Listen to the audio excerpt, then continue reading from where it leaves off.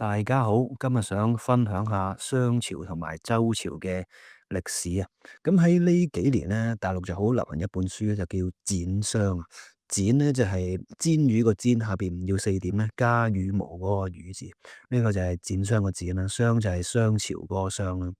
咁啊，呢本書咧喺大陸好流行個原因咧，就係佢嗰個中華史觀咧就非常之厲害啊。咁啊，即係佢寫咗譬如夏朝嘅歷史咧，就係嚟自呢個嘅華北呢個二里頭嘅地方。咁啊，當然係近年隨住一啲嘅考古啊或者發掘工作就越嚟越犀利啦。佢就覺得嗰個地方咧就係夏朝。咁但係咧，對於一啲即係嚴謹啲嘅歷史學派嚟講咧，夏朝只不過係一個嘅神話，一個傳說嚟啊嘛。咁事關係夏朝嗰陣咧，就冇呢個嘅文字就被發明嘅。咁所以嗰個年代咧，而家嚟睇就唔係一個嘅信史嘅年代。咁一路去到商朝啦，有甲骨文嘅發明，咁先至進入一個信史嘅時代。咁嗰啲歷史遺留落嚟嘅文獻咧，先至叫做可信一啲。咁所以好多人都覺得夏朝咧就只不過係傳說。咁啊，但係啦，呢本書都幾肯定，就講咗呢個華北地區嘅二里頭文化圈就係夏朝。咁所以睇到好多啲小粉紅咧，就覺得非常之亢奮啊、興奮咁嘅樣。咁但係呢個係唔係事實咧，都需要即係再多啲考證啦。同埋嗰個年代其實中國嚟講咧，都好多不同嘅地區或者有啲部落咧，係不停喺度自己生長緊嘅。咁佢同一時代就有呢個嘅三星堆嘅文化圈啦，就出現喺四川成都一帶。咁其實嗰個年代咧，咁啱得咁巧，就係商朝之前嘅一個時代嚟嘅。咁你如果按翻嗰個時間去睇咧，嗰個就係一個夏朝嗰個嘅年代。咁點解三星堆文化就唔係夏朝，而係二里頭地區先係夏朝咧？咁呢個係講唔通噶嘛？因為你而家想講一個中華嘅歷史發源論嘅話咧，咁你就得一個核心嘅啫，就係華北地區啊嘛。咁點解其他地區又有一啲即係所謂嘅文明出現咧？咁呢個係講唔通噶嘛。咁所以呢本書咧，嗰啲可信程度咧，都唔係話好高好高。咁但係佢都夾雜住一啲真係叫做史料啦，一啲信史式嘅史料，同埋係參考咗一啲現代嘅考古嘅工程。所以佢就某程度上咧係有啲可信，但唔能夠咧係完全可信嘅。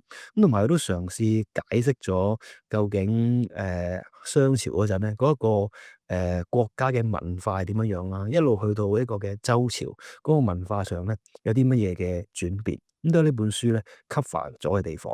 咁但係大家睇嗰陣咧，就可能要小心啲啦。咁啊，揀翻啲覺得可信嘅地方出嚟。咁啊，唔係純粹用一個趣味性嘅角度咧，去了解呢本書咧，就會比較好少少。好，咁啊，正式開始分享下即係今日嘅主題啦。咁啊，呢本書就大約講咗，喂，咁你商朝點解會出現咧？咁啊，究竟掌握到邊幾種技術咧，就令到佢有一個龐大嘅人口啦，就慢慢變成一個嘅叫做定義上嘅帝國啦。因為帝國嗰個其中一個好重要嘅特質咧，就係佢有侵略性噶嘛，即係佢係能夠對外擴張，不斷擴充佢嘅國土，同埋增加佢哋嘅人民。而商朝咧就 exactly 係有呢個嘅特質嘅。咁其實佢掌握到嗰兩種技術咧，就係第一就係一種嘅青銅嘅鑄煉技術。因為嗰陣咧，其實就慢慢係一個嘅新石器時代同埋青銅時代嘅一個嘅交界。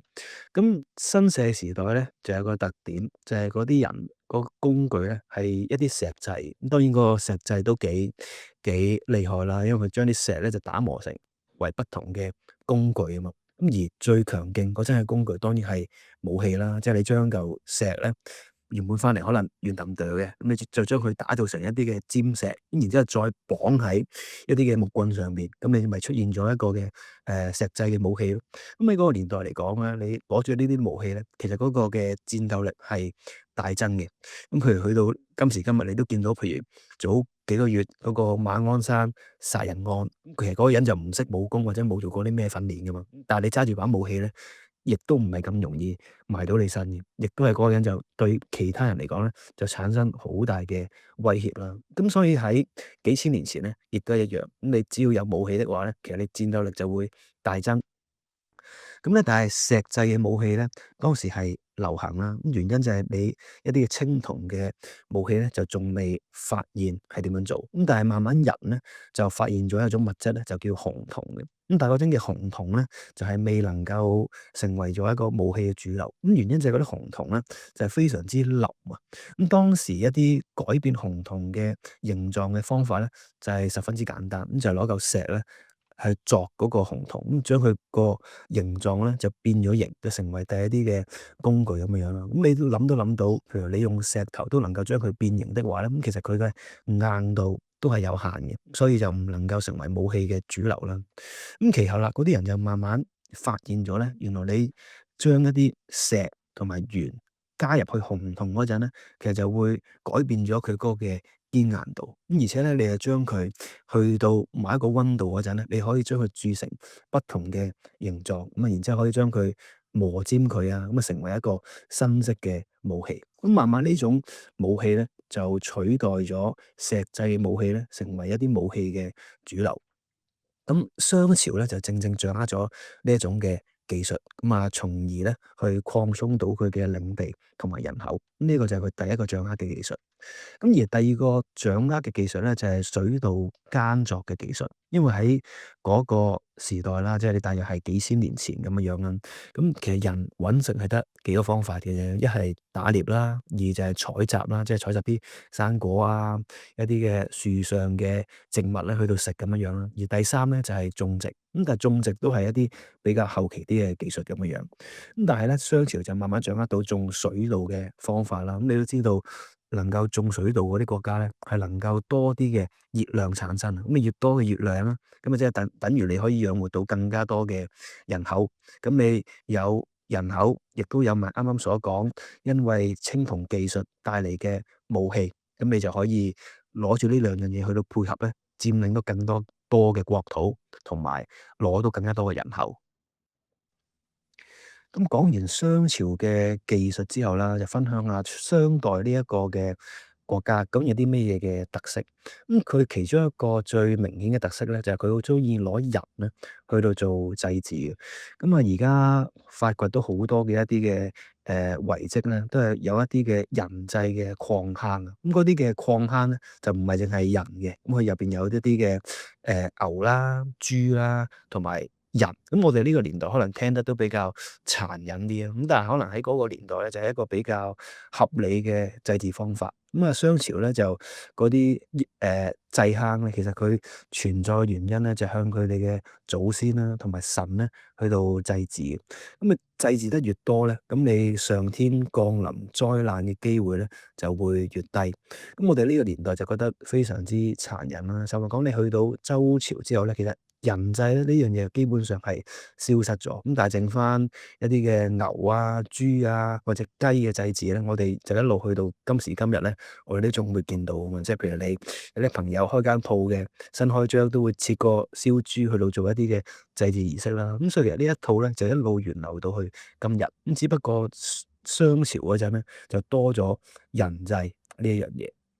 咁其實商朝呢個嘅國家咧，咁佢哋都有佢哋嗰個年代嘅一種嘅道德，咁但係同我哋今時今日或者周朝之後講嘅道德咧，就有啲唔同啦。咁周朝或者之後嘅道德咧，就好講明一種禮噶嘛，即係禮可能係一啲嘅禮樂啦，一啲嘅儀式啦，或者人同人之間嘅尊重。咁但係對於商朝嗰啲人嚟講咧，就比較冷酷啲嘅，亦都比較殘酷啲。咁佢覺得好崇尚暴力啊，好崇尚一啲嘅侵略啊，一啲咁嘅狀態嘅。咁咧就呢一套咧，就慢慢去到商代咧，就慢慢冇咗。但係嗰個年代咧，就覺得係好正常嘅。咁但係其實你如果跳翻出我哋呢個時空去諗嗰個年代咧，其實覺得可能就係冇乜嘢，因為事關嗰個年代就係充滿住血腥啦。你諗下你即係有機會係風餐露宿，咁亦都係唔夠資源，甚至講係面對住一啲嘅饑荒啊，或者水災咧，係好容易成個文明去到覆滅嘅。咁所以你如果係擁有一定嘅暴力嘅質素或者水平咧，你係更加容易喺其他嘅部落嗰度咧掠取到一啲嘅人口或者資源。咁所以如果你用翻當時個時代去睇呢件事咧，係唔會覺得好奇怪嘅。咁呢一個亦都係商朝一路流傳落去嘅文化啦。咁其實周朝呢個朝代又點樣嚟咧？咁其實你大家可以作簡單嘅理解咧，就係其實本身佢係商朝嘅附庸嚟嘅。咁其實佢係叫做一個羌嘅民族啦，可以叫做羌人啦。因為其實如果你當時以商朝中心說去到睇成個華北嘅形勢咧，只要係俾商朝西方嘅一啲部落或者民族咧，都會被定義為羌人嘅。咁呢啲羌人對於商朝嚟講咧，其實個作用咧就係一個啫，咁就係用佢哋去進行人祭啊嘛。因為商朝擁有一啲強大嘅武力，咁佢喺遠處嘅部落嗰度立咗啲人口啊、奴隸翻嚟啊，咁咪將嗰啲人作為祭獻咯。因為根據佢哋文化咧係咁樣做。咁呢啲國家咧，有時或者部落啦，唔好講國家啦，為咗自保咧，就要討好呢個嘅商朝。咁你要向你嘅上級效忠，咁你一定要付出相應嘅成本㗎嘛。咁所以其實周代啦，或者周呢個部族咧，其實本身個角色定位咧，就係幫商朝去到揾一啲嘅人翻嚟作祭獻嘅。咁但係其實商朝本身都周朝啦，本身都係羌人嚟噶嘛，即係存在喺西邊嘅一啲嘅部族嚟噶嘛。咁其實你某程度上睇咧，其實佢就背叛咗自己嗰班人，而向呢個敵方咧去到獻祭一啲嘅人口，以確保自己嘅安全嘅。咁某程度上睇咧，可以係一個嘅背叛者啦。咁但係點都好啦，咁嗰陣個形勢就係你可以理解為商朝就擁有一個絕對嘅武力，佢就係周室嘅上級啦。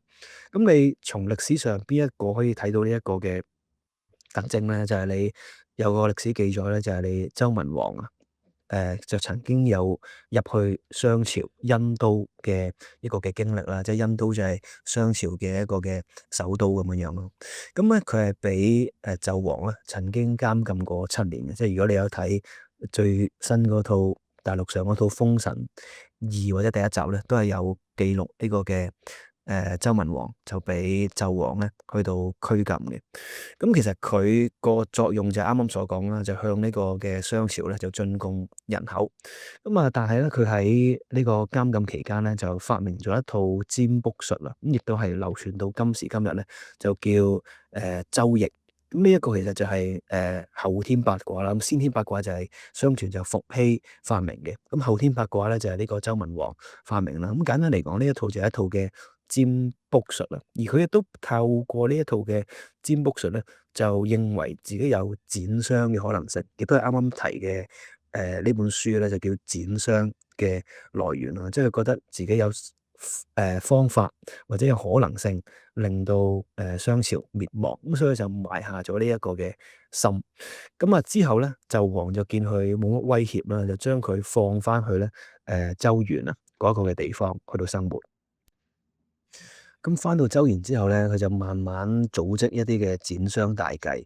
咁其實咧，佢個方法就非常之簡單啦，就係聯絡一啲其他嘅部族或者商朝入邊對紂王有意見嘅人咧，去到展商。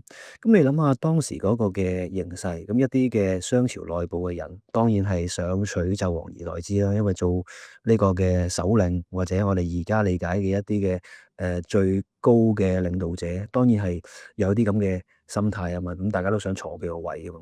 而外邊嗰啲部落咧，其實一路以嚟個角色咧，都係俾商朝去到掠奪人口，去到做奴隸啦，或者做祭獻嘅。咁所以其實大家都唔係好睇呢個商朝咧順眼嘅。咁但係都叫做屈服於商朝嗰個嘅強大生產力同埋武力底下咧，必須要遵從嘅。咁呢個嘅周文王同埋周武王咧，對呢啲部落咁樣嘅開出一啲嘅 offer 啦。喂，就同佢哋講啦，喂，你如果夾粉夾腳戰勝咗呢個商朝之後咧，你就唔需要再交你嘅人口出嚟，或者能夠避免咗商朝對你哋掠奪人口嘅呢個可能喎。咁啊，用呢個叫做 offer 啦，就慢慢籠絡咗一啲嘅部族。咁啊，最後就去到我哋而家呢個年代或者睇《封神榜》TVB 嗰套咧熟悉嘅一啲嘅劇情啦，就係呢個牧野之戰咧，就大敗呢個紂王嘅軍隊。然之後紂王咧，最後就喺鹿台咧就自焚而死。咁其實成件事咧就係咁樣樣嘅。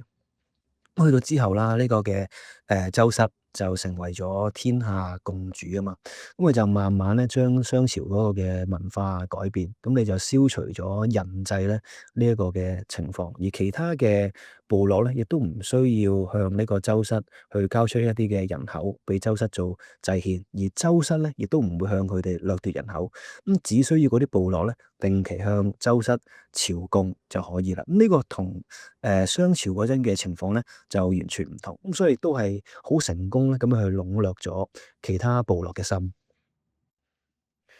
咁呢本書咧都描述到周公就比較有啲行咗秦始皇嗰套焚書坑儒啊，因為佢覺得呢啲嘅人制咧，全部都係比較邪惡，或者只不過係商朝先會發生嘅一啲事，咁所以佢就睇呢啲嘅甲骨文嗰度咧，就剷除晒呢一啲咁嘅記錄。咁而喺一啲嘅祭坑嗰啲而家嘅考古學發現咧，當然係不能夠避免啦，因為嗰陣嚟講呢啲咁嘅祭坑咧已經係長埋黃土啊。咁作為當時嘅周公，亦都唔係咁輕易咧將呢啲咁嘅礦坑咧去到消滅。咁但係文字上嘅功夫咧，佢係成功消滅到嘅。咁啊目的就係將呢種商朝嘅人際文化或者嗰陣嘅道德咧一併消除，咁避免喺周朝嘅時候咧會有一種咁嘅文化嘅繼承啊。咁簡單嚟講，就覺得佢係一種嘅細菌啦，唔能夠喺呢個地球上邊存在。咁總結嚟講咧，我覺得呢本書就某啲情況係可信嘅，咁亦都某啲係我覺得就叫做有啲穿鑿附會啦，同埋為咗個點擊率啊，同埋大家想睇呢本書咧，所以就夾硬寫出嚟。咁例如啱啱提過嘅二里頭文化啦，嗰啲都係有啲叫做穿鑿附會嘅一啲嘅成分。咁但係佢某一啲嘅推測或者推論咧，我覺得係幾合理嘅，即係例如啱啱提過嘅一啲嘅周室。叛亂嘅原因啦，或者佢本身周室嘅對於商朝嘅定位係乜嘢啦，或者佢籠絡其他部落嘅一啲嘅方法啦，呢一啲係合乎一啲嘅社會科學或者利益成本嘅一啲嘅解釋嘅。咁呢啲我相信係可信啲嘅。好，咁條片咧就暫時去到呢度先。咁啊，睇下之後如果我有補充的話咧，會喺 Patreon 嗰度咧有個後續嘅 YouTube 精華。咁大家如果有興趣的話咧，可以去睇一睇。咁同埋大家都可以 CLS 我呢個頻道同埋呢條片啦。咁啊，Patreon 咧就有7日嘅免費嘅做會員嘅資格嘅。咁大家可以聽翻晒我呢條片同埋上一條片嘅一啲後續精華啦。咁啊，暫時係免費嘅，咁大家可以聽一聽，睇下啱唔啱心水。好，咁啊，暫時去到呢度先，多謝各位啦，拜拜。